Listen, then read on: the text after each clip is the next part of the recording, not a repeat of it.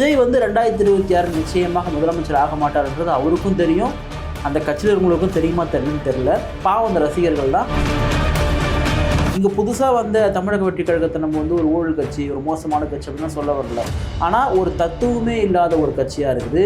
ஒரு தலைவனே வந்து தெளிவான ஒரு தலைவன் இல்லாத ஒரு கட்சியாக வந்திருக்கிறாங்க.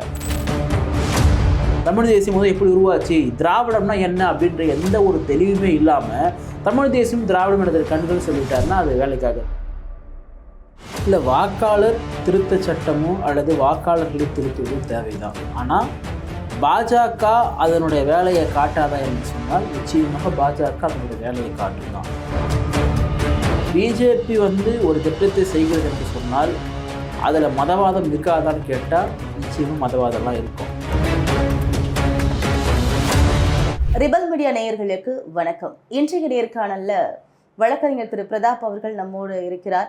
வணக்கம் சார். வணக்கம் சார். தமிழகத்துல சட்டமன்ற தேர்தலில் 4 முனை போட்டி நிலவ போகிறது அப்படிங்கிற கருத்து கணிப்பு வந்திருக்கு. அதிமுக, திமுக, தாவேகா, நாதக இந்த 4 கட்சிகளுடைய கருத்து கணிப்புல எது வெற்றி பெறும்? மக்களோட ஆதரவு வந்து எந்த கட்சிக்கு அதிகமாக இருக்கிறது? இப்போ இந்த 4 முனை போட்டி அல்லது தமிழ்நாட்டினுடைய அரசியல் வரலாற்றில் நான் பார்த்த வரைக்கும் படித்த வரைக்கும் பார்த்தீங்கன்னா இப்படி ஒரு தேர்தல் களம் அமைஞ்சது கிடையாது. பெரும்பான்மையாக 2 கட்சிகள் தான் இருக்கும். நாம் தமிழ் கட்சி வருகைக்கு பிறகாக அது மும்முனை போட்டியாக மாறிச்சு. உங்களுக்கு பல கட்சிகள் போட்டிட்டாலுமே அது பெரிய அளவில் தாக்கத்தை வந்து ஏற்படுத்தாது, பேசுபடு பொருளாக மாறாது. இன்றைக்கு விஜய் என்கின்ற ஒரு உச்ச நட்சத்திரம் வந்து ஒரு கட்சியை தொடங்கி போட்டியிடுவதால் அது 4 முனை போட்டியாக மாறுகின்றது. இல்ல, அவரே என்ன சொல்றாரு அப்படின்னா திமுகவுக்கும் தாவேகாவுக்கும் மட்டும்தான் போட்டி, மற்ற கட்சிகளை அவர் வந்து பொருட்படுத்தாத மாதிரி அவர் வந்து அப்படிதான். ஏன்னா தன்னை முதலமைச்சராகவும் தன்னுடைய கட்சி வந்து ஆளுங்கட்சியாக வர வேண்டும் என்று சொல்லக்கூடியவர் யாரா இருந்தாலும் யார் ஆளுங்கட்சி அவங்களதான் வந்து முன்னிலைப்படுத்துவாங்க. பட் விஜய் வந்து 2026 நிச்சயமாக முதலமைச்சர் ஆக மாட்டார்ன்றது அவருக்கும் தெரியும், அந்த கட்சியில் இருக்கவங்களுக்கும் தெரியுமா தெரியலன்னு தெரியல. பாவம் அந்த ரசிகர்கள் தான். அவங்க தான் வந்து அந்த ரசிக வெறியில் ரசிக மனப்பான்மையில் பார்த்தீங்கன்னா ஒரு மாதிரி சில மோசமான விஷயங்கள்லாம் தமிழ்நாட்டில் நடந்துச்சார். திரும்ப பேச விரும்பல, சில விஷயங்கள் நடந்திருக்கு. அதுக்கெல்லாம் வந்து அதுக்கு காரணமாக வந்து விஜய் வந்து கடந்துமே போயிட்டுருக்காரு. நீங்கள் புதுசாக வந்த தமிழக வெற்றி கழகத்தை நம்ம வந்து ஒரு ஊழல் கட்சி, ஒரு மோசமான கட்சி அப்படின்லாம் சொல்ல வரல. ஆனால் ஒரு தத்துவமே இல்லாத ஒரு கட்சியாக இருக்குது. ஒரு தலைவனே வந்து தெளிவான ஒரு தலைவன் இல்லாத ஒரு கட்சியாக வந்திருக்கிறாங்க. அப்போ அந்த கட்சி வந்து ஒரு மாற்றமானு கேட்டால் அது நிச்சயமாக மாற்றம் கிடையாது. அப்போ இங்கே ஒரு மாற்றம் அல்லது மக்கள் விரும்பக்கூடிய விஜய் அவர்கள் வந்து எல்லாரையுமே ஈர்க்கக்கூடிய வகையில தானே அவருடைய கொள்கை இருக்குது. விஜயுடைய படத்தை நான் கூட இப்போ போட்டாங்கன்னா நான் கூட வந்து படம் பார்ப்பேன்.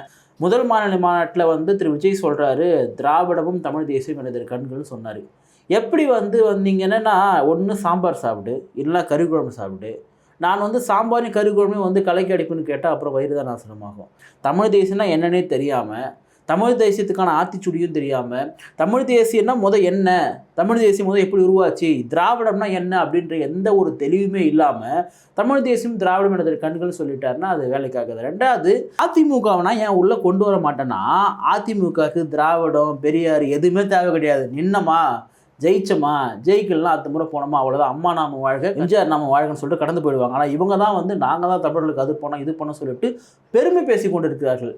இப்போ திமுக, அதிமுக இதனுடைய கூட்டணி கட்சிகள் பார்த்தீங்க அப்படின்னா திமுகவுக்கு ஒரு பலமான கூட்டணிகள் இருக்கு. அது எல்லாருக்குமே தெரிஞ்ச ஒரு விஷயம் தான். மதிமுக, கம்யூனிஸ்ட், காங்கிரஸ், இப்படி விசிகா இப்படியான கட்சிகள் வந்து ஒரு பலமான ஒரு கூட்டணியா இருக்கு. ஆனா அதிமுகவுக்கு வந்து பாஜகவோட கூட்டணி வைத்திருப்பதால இன்னும் கூட்டணி குறித்ததான ஒரு முடிவு வந்து வரல. எல்லாமே ஒரு இழுபறியா இருந்துட்டு இருக்கு. அதே மாதிரி தாவேகாவையும் கூட்டணிக்கு அழைத்தார்கள், அதற்கும் வந்து தாவேகா செவி கொடுக்கல.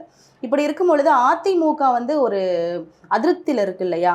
இந்த சூழ்நிலையில அதிமுக இது மீண்டும் கூட்டணி யாரோட வைப்பாங்க? இல்லை, அதிமுக எனக்கு தெரிஞ்சு திமுக வீழ்த்துவதற்கு எனக்கு தெரிஞ்சு இது போதுமானது தான் நினைக்கிறேன். கூடுதலாக உண்மையாகவே வந்து திமுக 100% வராது அப்படின்னா விஜய் போயிருந்தால் வந்திருக்காது.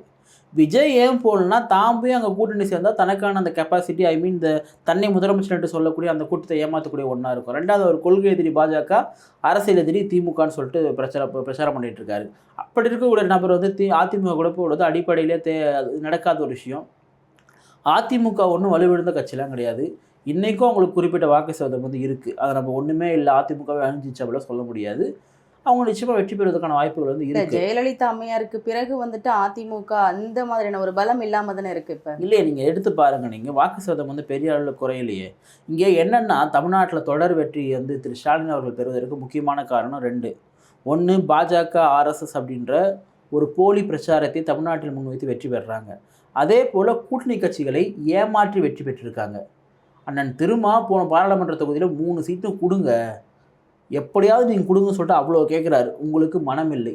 2வது ஒரு கட்டத்துக்கு மேலே 2 சீட் நான் வாங்கிக்கிறேன், 2 சீட்டில் 1 சீட் தனி தொகுதி, 1 சீட் பொது தொகுதி தாங்கன்னா பொது தொகுதியில் தர முடியாது, 2ம் கொடுத்தா தனி தொகுதி தான் கொடுப்பேன்னு சொன்னாங்க.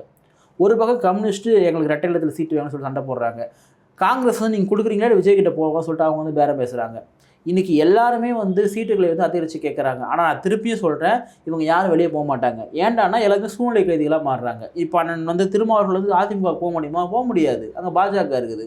அப்போ அண்ணன் திருமாவர்கள் வந்து இங்கே விசிகாக இது டிவிக்கு போக முடியாதுன்னா போக மாட்டார். ஏன்டானா அது நிரூபிக்கப்படாத ஒரு கட்சி. ஆல்ரெடி இங்கே 4 எம்எல்ஏ 2 எம்பின்னு வச்சுட்டு இருக்கக்கூடிய இவங்க அங்கே போய்ட்டு அதை இழக்க விரும்ப மாட்டாங்க. நிரூபிக்கப்படாத ஒருவர் தான் வந்து விஜய் அவர்கள். அப்போது இதே போல் தான் கம்யூனிஸ்ட் கட்சிகளும் பார்த்திங்கன்னா ஒரு சூழ்நிலை கைதியாக இங்கே பிஜேபி ஆர்எஸ்எஸ். நான் என்ன சொல்கிறேன், தமிழ்நாட்டில் பிஜேபி ஆர்எஸ்எஸ்ஸால் ஒரு நாளும் ஒன்றும் பண்ண முடியாது. தமிழ்நாட்டிற்கு வந்து பிஜேபிக்கும் ஆர்எஸ்எஸ்னால் பெரும் ஆபத்து கிடையாது.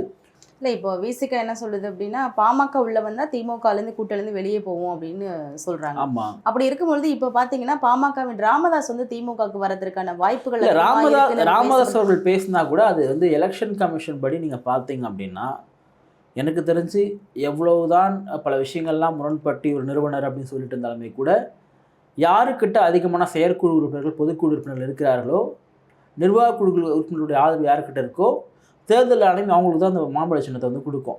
அப்படி எனக்கு பார்க்கும் பொழுது இன்றைக்கு ராமதாஸ் அவர்களை விட அந்த கட்சி ரீதியாக வலிமையாக திரு அன்புமணி ராமதாஸ் தான் இருக்கார். அப்போ டெஃபினட்டாகவே வந்து பாமகவோ பாஜக அதிமுக கூட்டணியாக வந்து அமைஞ்சிரும். அப்படி இல்லை என்று சொன்னால் விஜய்கிட்ட போவார்னு நினைக்கிறேன். பட் அது பெருசாக வாய்ப்பு இல்லை. எஸ்ஐஆர், இந்த எஸ்ஐஆரை பற்றி வந்து நிறைய பேர் வந்து ஆதரவு தெரிவிக்கிறாங்க, சிலர் எதிர்ப்பும் தெரிவிக்கிறாங்க. நேற்று விசிகாவின் திருமாவளவன் என்ன சொல்லியிருக்காரு அப்படின்னா, இது வந்து ஒரு பாஜகவோட ஒரு சதி, அனைவருக்கும் வாக்கு அப்படிங்கிறத ஒரு சிதைக்கிறதுக்கான திட்டம் தான் இது. இப்படி இருக்கும் பொழுது இடதுசாரி கட்சிகள் வந்து அழியக்கூடிய ஒரு நிலை இருக்குது. ஒரு குறிப்பிட்ட காலத்துக்கு அப்புறம் இடதுசாரி கட்சிகளே இங்கே இருக்காது அப்படிங்கிற மாதிரிலாம் பேசியிருக்காரு இல்லையா? இப்போ இந்த எஸ்ஐஆர் வந்து தேவையா?